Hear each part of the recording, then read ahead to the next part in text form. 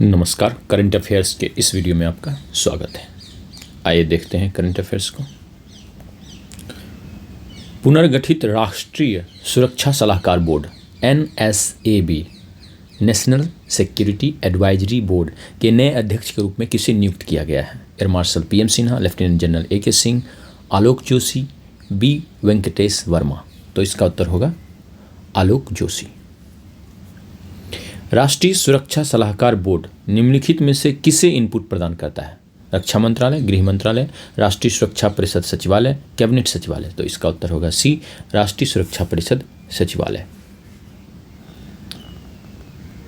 राष्ट्रीय सुरक्षा सलाहकार बोर्ड में कितने सदस्य होते हैं? 6, 9, 15, 21। तो इसका उत्तर होगा 15 सदस्य होते हैं। निम्नलिखित में से कौन सा व्यक्ति NSAB के नवनियुक्त सदस्यों में शामिल नहीं है? राजीव रंजन वर्मा, मोंटी खन्ना, मनमोहन सिंह, अजीत डोभाल। तो अजीत डोभाल जो है वो NSAB के नवनियुक्त सदस्यों में से शामिल नहीं है। NSAB के नए अध्यक्ष आलोक जोशी इससे पहले निम्नलिखित में से किस संगठन के प्रमुख के रूप में कार्य कर चुके हैं? केंद्रीय जांच bureau CBI, intelligence bureau IB, research and analysis wing और राष्ट्रीय तकनीकी अनुसंधान संगठन NTRO, सीमा सुरक्षा बल। तो इसका उत्तर होगा RAW एंड NTRO।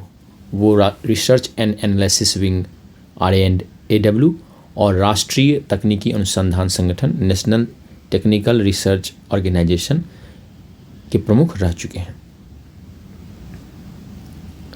तो अगर देखें तो इस तरह सरकार ने 6 नए सदस्यों की नियुक्ति की है और इस तरह से 15 सदस्यों वाले बोर्ड में 6 नए सदस्य आए हैं और इसके अध्यक्ष प्रमुख बनाए गए हैं आलोक जोशी। यह राष्ट्रीय सुरक्षा परिषद को इनपुट प्रदान करता है और इसके जो नए सदस्य हैं air marshal PM Sinha, lieutenant general AK Singh, rear admiral Monty Khanna, B Venkatesh Varma, Rajeev Ranjan Varma, Manmohan Singh. अगला प्रश्न, 9 मई को मॉस्को में किस अवसर का उत्सव मनाया जा रहा है? रूस का स्वतंत्रता दिवस, रेड आर्मी की नाजी जर्मनी पर जीत, द्वितीय विश्व युद्ध की शुरुआत, वर्साई की संधि पर हस्ताक्षर। तो इसका उत्तर होगा रेड आर्मी की नाजी जर्मनी पर जीत। मॉस्को में विजय दिवस परेड में भारत का प्रतिनिधित्व कौन करेगा? रक्षा मंत्री, राष्ट्रपति, प्रधानमंत्री, विदेश मंत्री।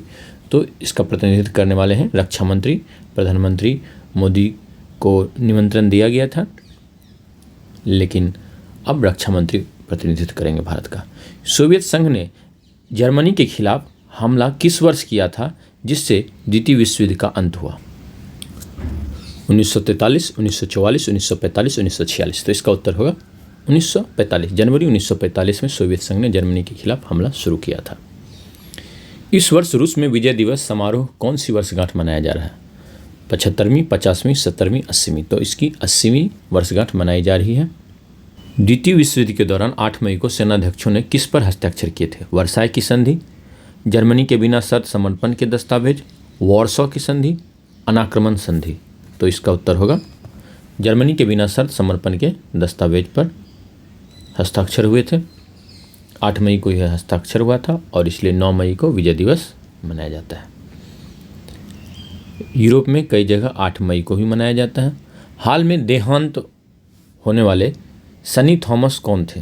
इनकी मृत्यु हो गई हाल में। ये कौन थे? एक प्रसिद्ध भारतीय क्रिकेटर, एक प्रसिद्ध भारतीय निशानेबाजी कोच, एक बॉलीवुड फिल्म निर्देशक, एक शतरंज ग्रैंड मास्टर। तो इसका उत्तर होगा एक प्रसिद्ध भारतीय निशानेबाजी कोच।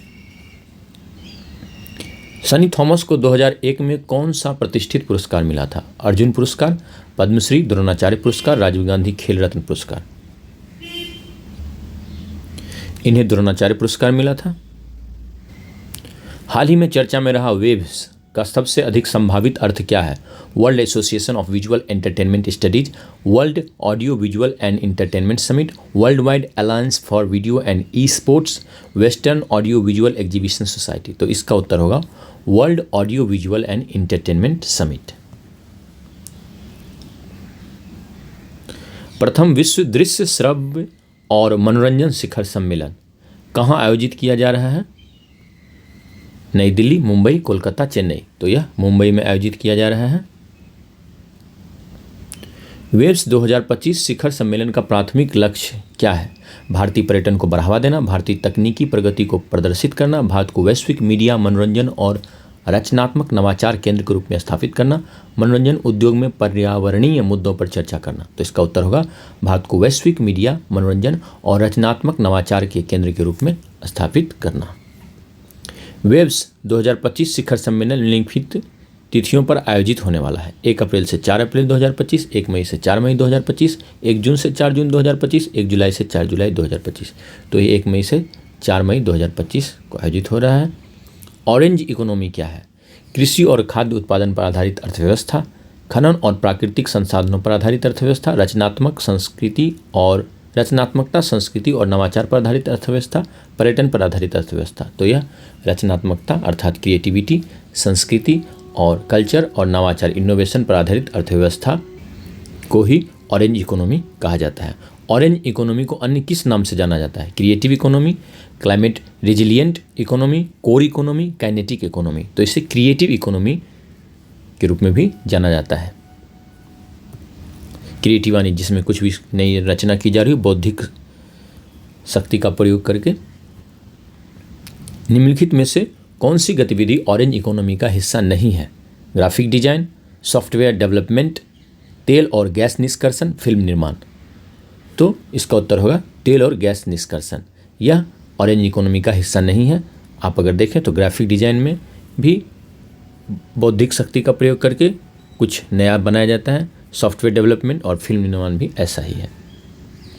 केंद्र सरकार ने जनगणना के साथ ही जाति जनगणना कराए जाने का ऐलान किया है। जाति जनगणना के विषय में क्या सही नहीं है?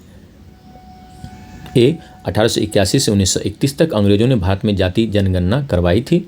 बी 1941 की जाति जनगणना के आंकड़े प्रकाशित नहीं किए गए थे। सी जाति जनगणना का आधिकारिक उद्देश्य आरक्षण की सीमा बढ़ाना है। डी 1951 में स्वतंत्रता के बाद पहली जनगणना में केवल अनुसूचित जाति और जनजाति की जनगणना की गई थी। 2011 में सामाजिक, आर्थिक और जाति जनगणना कराई गई थी। कौन सा सही नहीं है? तो इसका उत्तर होगा जाति जनगणना का आधिकारिक उद्देश्य आरक्षण की सीमा बढ़ाना है, ऐसा नहीं कहा गया है। और बाकी सारी बातें सही हैं। 1881 से 1931 के बीच अंग्रेजों ने भारत में जाति जनगणना करवाई थी और 1941 में भी जाति जनगणना कराई गई थी, लेकिन उसके आंकड़े प्रकाशित नहीं किए गए थे, युद्ध आ गया था। 1951 में भारत सरकार ने केवल SC और ST कम्युनिटी की जनगणना कराई थी, इसलिए उस समय जाति जनगणना नहीं कह सकते हैं। 2011 में सामाजिक, आर्थिक और जाति जनगणना कराई गई थी। इसे social, economic and caste census कहा गया था। इसके आंकड़े भी उपलब्ध नहीं कराए गए थे। किस राज्य सरकार ने जाति जनगणना नहीं करवाई है? बिहार, तेलंगाना, कर्नाटक, तमिलनाडु। तो इसका उत्तर होगा तमिलनाडु सरकार ने जाति जनगणना नहीं कराई है। बिहार सबसे पहले जाति जनगणना कराने वाले राज्य में से है और तेलंगाना और कर्नाटक में भी जाति जनगणना करवाई जा चुकी है। तो इसका उत्तर होगा तमिलनाडु, जहां जाति जनगणना नहीं करवाई गई है। कमला प्रसाद बिसेसर किस देश की प्रधानमंत्री बनी है? त्रिनिदाद एवं टोबैगो, सूरीनाम, गुयाना, फिजी। तो वो त्रिनिदाद एवं टोबैगो की प्रधानमंत्री बनी है। कमला प्रसाद बिसेसर के पूर्वज मूल रूप से भारत के किस राज्य से थे? बिहार, उत्तर प्रदेश, मध्य प्रदेश, झारखंड। वे मूल रूप से बिहार से थे। वे बिहार के किस जिले से गए थे? उनके पूर्वज किस जिले से गए थे? आरा, बक्सर, सिवान, गोपालगंज। तो इसका उत्तर होगा बक्सर जिले से वो गए हुए थे और बक्सर के भेलूपुर गांव से वो गए थे। इनके दादा दादी के पूर्वज, परदादा दादी कह सकते हैं, और इनके जो नाना नानी के जो पूर्वज थे वो परनाना नानी, वो तमिलनाडु से गए हुए थे, चेन्नई से। भारतीय, और वे लोग गिरमिटिया मजदूरों के रूप में गए थे। तो भारतीय गिरमिटिया प्रणाली मुख्य रूप से 19वीं शताब्दी में निम्नलिखित के बाद उभरी? सिपाही विद्रोह, भारत का विभाजन, दास व्यापार और गुलामी का उन्मूलन, भारतीय राष्ट्रीय कांग्रेस का उदय। तो इसका उत्तर होगा दास व्यापार और गुलामी का उन्मूलन। ये 1833 में कर दिया गया था। 1833 में पूरे ब्रिटिश साम्राज्य में दास प्रथा का और गुलामी का अंत कर दिया गया था, जिसके कारण कि वहाँ पर दासों की अर्थात मजदूरों की कमी हुई। दास से ही सारे काम लिए जाते थे, तो दासों की कमी हुई और फिर मजदूरों की ज़रूरत पूरा करने के लिए बिहार, उत्तर प्रदेश, तमिलनाडु इत्यादि जगह से मजदूर मंगाए जाने लगे। अगला प्रश्न, भारतीय अनुबंध प्रणाली कॉन्ट्रैक्ट प्रणाली के तहत भारतीय मजदूरों को मुख्य रूप से निम्नलिखित पर काम करने के लिए अनुबंधित किया गया था। कपड़ा मिलें, चाय बागान, गन्ने के बागान, कोयला खदानें। तो मुख्य रूप से उन्हें गन्ने के बागान में काम करने के लिए लगाया गया था। गिरमिटिया मजदूरों द्वारा अपने कार्य समझौते के लिए अक्सर इस्तेमाल किए जाने वाले बोलचाल का शब्द था पंचायत, गिरमिट, सत्याग्रह, स्वराज। तो इस था गिरमिट। एक्चुअल में यह गिरमिटिया जो शब्द बना है वह बना है एग्रीमेंट। एग्रीमेंट का ही अपभ्रंश होकर गिरमिटिया बन गया, क्योंकि उन्हें एक एग्रीमेंट पर दस्तखत करना पड़ता था। निम्नलिखित में से कौन सा क्षेत्र भारतीय गिरमिटिया मजदूरों के लिए प्रमुख गंतव्य नहीं था? Trinidad, Mauritius, Australia, Guyana. तो इसका उत्तर होगा ऑस्ट्रेलिया। ऑस्ट्रेलिया भारतीय गिरमिटिया मजदूरों के लिए प्रमुख गंतव्य नहीं था। उन्हें कैरिबियन देशों में ले जाया गया था। तो कैरिबियन देशों में उन्हें Trinidad, Guyana, Suriname, Jamaica, Tobago इत्यादि जगह ले जाया गया था। उसके बाद इंडियन ओशियन में उन्हें रियूनियन आइलैंड, श्रीलंका, मॉरिशस ले जाया गया था। अफ्रीका में भी उन्हें ले जाया गया था। अफ्रीका में उन्हें साउथ अफ्रीका, पूर्वी अफ्रीका, नटाल जो कि साउथ अफ्रीका में ही है, वहाँ ले जाया गया था। इसके अलावा उन्हें दक्षिण पूर्व एशिया में भी ले जाया गया था, जैसे मलेशिया में ले जाया गया था, सिंगापुर, फिजी इत्यादि में भी ले जाया गया था उन्हें। एक गिरमिटिया मजदूर के लिए सामान्य प्रारंभिक अनुबंध अवधि कितनी थी? 1 वर्ष, 3 वर्ष, 5 वर्ष, 10 वर्ष। गिरमिटिया मजदूर को एक एग्रीमेंट पे दस्तखत करना पड़ता था कि कम से कम वह इतने दिन तक काम करेगा, एक कॉन्ट्रैक्ट बनाना पड़ता था। वह अवधि क्या थी? तो वह थी 5 वर्ष। 5 वर्ष के लिए उन्हें कम से कम काम करना पड़ता था।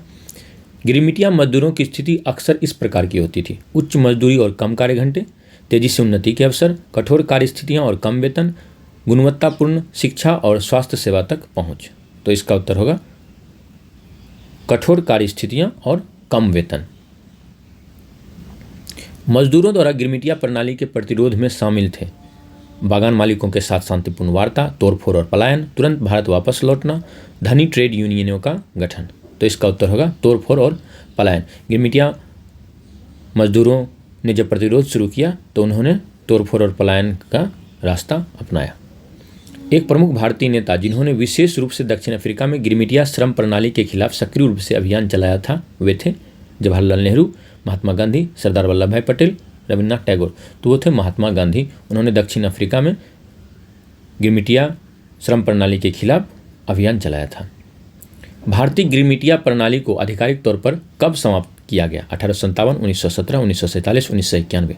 तो इसका उत्तर होगा 1917 में इस को आधिकारिक रूप से समाप्त कर दिया गया। हालांकि तो भी यह कुछ समय तक चलता रहा, लेकिन आधिकारिक रूप से ऑफिशियली 1917 में से समाप्त कर दिया गया। भारतीय गिरमिटिया प्रणाली ने निम्नलिखित के विकास में महत्वपूर्ण योगदान दिया: भारत के भीतर भारतीय स्वतंत्रता आंदोलन, दुनिया के विभिन्न हिस्सों में बड़े भारतीय प्रवासी समुदाय, मुख्य भूमि भारत में औद्योगिक विकास, भारत में कृषि प्रथाओं का पतन। तो इसका उत्तर होगा दुनिया के विभिन्न हिस्सों में बड़ी संख्या में भारतीय प्रवासी समुदाय, प्रवासियों की संख्या काफ़ी बढ़ी।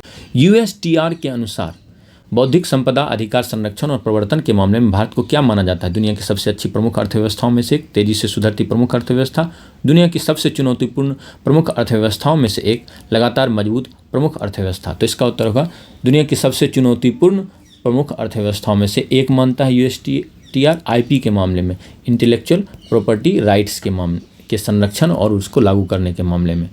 संयुक्त राज्य व्यापार प्रतिनिधि USTR, United states trade representative द्वारा जारी किस प्रकार की रिपोर्ट में भारत और चीन का उल्लेख किया गया है? वार्षिक व्यापार बाधा रिपोर्ट, विशेष 301 रिपोर्ट, वैश्विक नवाचार सूचकांक, अंतर्राष्ट्रीय व्यापार मूल्यांकन।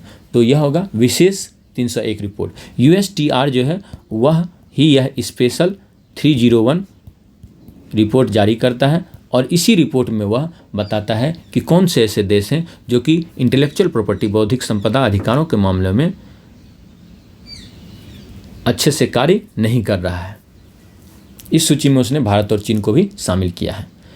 भारत और चीन के अलावा रिपोर्ट में उल्लिखित अन्य कितने देशों को अमेरिका की प्राथमिकता निगरानी सूची में रखा गया था? 5, 6, 7, 8। तो इसका उत्तर होगा 6।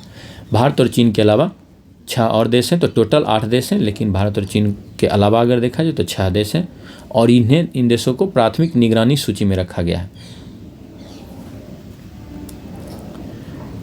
अगला प्रश्न, वैभव सूर्यवंशी आईपीएल में किस टीम की तरफ से खेलते हैं? Mumbai Indians, Rajasthan Royals, Kolkata night Riders, Chennai Kings. तो वो राजस्थान रॉयल्स की तरफ से खेलते हैं। वैभव सूर्यवंशी के बारे में क्या सही नहीं है? उन्होंने आईपीएल में सबसे तेज शतक लगाया है। आईपीएल में शतक लगाने वाले सबसे कम उम्र के खिलाड़ी हैं। वह मूल रूप से बिहार से हैं, इनमें से कोई नहीं। तो उनके बारे में क्या सही नहीं है कि उन्होंने सबसे तेज शतक लगाया है, यह सही नहीं है। इसका उत्तर होगा ए। बाकी सब सही है कि सबसे कम उम्र के खिलाड़ी बन गए हैं आईपीएल में शतक लगाने वाले, वो मूल रूप से बिहार के समस्तीपुर से हैं, समस्तीपुर में भी ताजपुर से हैं। वैभव सूर्यवंशी ने कितनी गेंदों पर यह शतक लगाया है? 35, 38, 30, 36। तो उन्होंने 35 गेंदों पर शतक लगाया है यह, और वो क्रिस गेल के 30 गेंदों में शतक लगाने का जो आईपीएल का रिकॉर्ड है, सबसे तेज शतक लगाने का रिकॉर्ड क्रिस गेल के नाम है, उसे वो तोड़ने से रह गए। और अभी तक क्रिस गेल आईपीएल में सबसे तेज शतक लगाने वाले खिलाड़ी बने हुए हैं। वैभव सूर्यवंशी ने आईपीएल में किस टीम के विरुद्ध यह शतक लगाया? Mumbai Indians, Gujarat Titans, Lucknow super giants, Delhi Capitals.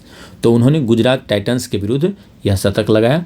अब हम लोग जान लेते हैं कि आईपीएल टीम और उनके कप्तान कौन कौन से हैं। चेन्नई सुपर किंग्स के कप्तान हैं MS धोनी, दिल्ली कैपिटल्स के अक्षर पटेल, गुजरात टाइटंस के शुभमन गिल, कोलकाता नाइट राइडर्स के अजिंक्य रेहाने, लखनऊ सुपर जायंट्स के ऋषभ पंत, मुंबई इंडियंस के हार्दिक पांड्या, पंजाब किंग्स के श्रेयस अय्यर, राजस्थान रॉयल्स के संजू सैमसन, रॉयल चैलेंजर्स बेंगलुरु के रजत पाटीदार और सनराइजर्स हैदराबाद के पैट कमिंस। तो उम्मीद करता हूँ कि ये वीडियो आपको बहुत ही पसंद आया होगा। अगर ये वीडियो अच्छा लगा, आपकी जानकारी में वृद्धि हुई, तो चैनल को सब्सक्राइब कर लें, वीडियो को लाइक करें और अपने दोस्तों के बीच शेयर करें और अपना ख्याल रखें। Thank you.